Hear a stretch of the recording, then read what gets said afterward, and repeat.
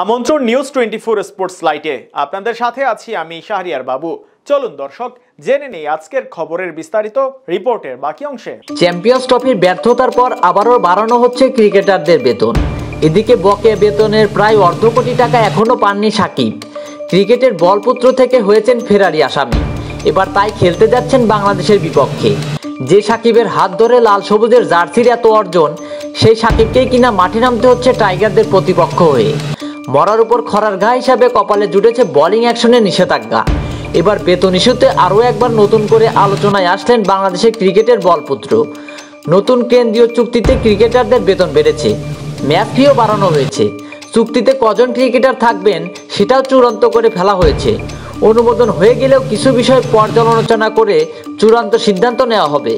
শিরোপা জেতার লক্ষ্য নিয়ে চ্যাম্পিয়ন্স ট্রফি খেলতে গিয়েছিল বাংলাদেশ, কিন্তু শিরোপা তো দূরের কথা, সামান্যতম লড়াইও করতে পারেননি নাজমুল হোসেন শান্তর দল। চরম ব্যাটিং ব্যর্থতায় প্রথম দুই হারের আসর থেকে বিদায় নিশ্চিত হয়ে যায় বাংলাদেশের। গ্রুপ পর্বে নিজেদের শেষ ম্যাচ না হওয়ায় 1 পয়েন্ট ও অন্য দলের ব্যর্থতায় ষষ্ঠ হিসেবে শেষ করে তারা। মেলে 5,73 লাখ টাকার বেশি অর্থ পুরস্কারও। হতাশার স্বর শেষে বাংলাদেশের জন্য এটা বড় বোনাসই। এর মাঝে সুখবরও পেলেন বাংলাদেশের ক্রিকেটাররা। নতুন কেন্দ্রীয় চুক্তিতে ক্রিকেটারদের বেতন বেড়েছে। চুক্তিতে কজন ক্রিকেটার থাকবেন সেটাও চূড়ান্ত করে ফেলা হয়েছে। অনুমোদন হয়ে গেলেও নতুন চুক্তিতে কয়েকটি বিষয় পর্যালোচনা করে চূড়ান্ত সিদ্ধান্ত নেওয়া হবে বলে জানিয়েছেন বিসিবির ক্রিকেট পরিচালনা বিভাগের প্রধান নাজমুল আবেদিন ফাহিম। বেতনের সঙ্গে ম্যাচ ফিও বাড়ানো হয়েছে বলে জানান তিনি।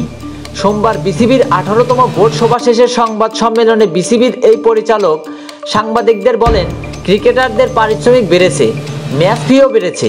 বাড়ানোর ক্ষেত্রে টেস্ট ক্রিকেটার যারা, তাদের বৃদ্ধির পরিমাণ অন্যদের তুলনায় একটু বেশি। এর মধ্য দিয়ে ওদের আগ্রহটা আমরা সুরক্ষিত করতে চাই।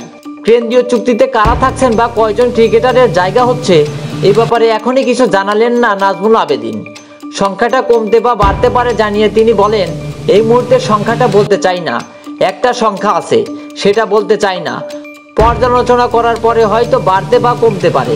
পর্যালোচনার মতোই বোঝায়, তবে অনুমোদন হয়ে গেছে। এখন যেটা দেখানো হবে সেটাই চূড়ান্ত।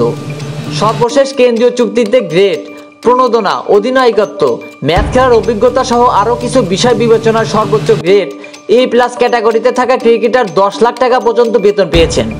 সর্বনিম্ন বেতন ছিল 1 লাখ টাকা, এটা D গ্রেড। নতুন কাঠামোতে পরিণত আনা হচ্ছে। প্রণোদনা বা অন্যান্য হিসাব ছাড়াই যাদের 8 লাখ টাকা বেতন, তারা 10 লাখ টাকা বেতন পাবেন। সর্বনিম্ন বেতন হবে 2 লাখ টাকার মতো। টেস্টের ম্যাচ ফি ছিল 6 লাখ, ওয়ানডের 3 লাখ ও T20-র জন্য 2 লাখ টাকা। এবার কি পরিমাণ বেড়েছে সে ব্যাপারে কিছু জানানো হয়নি।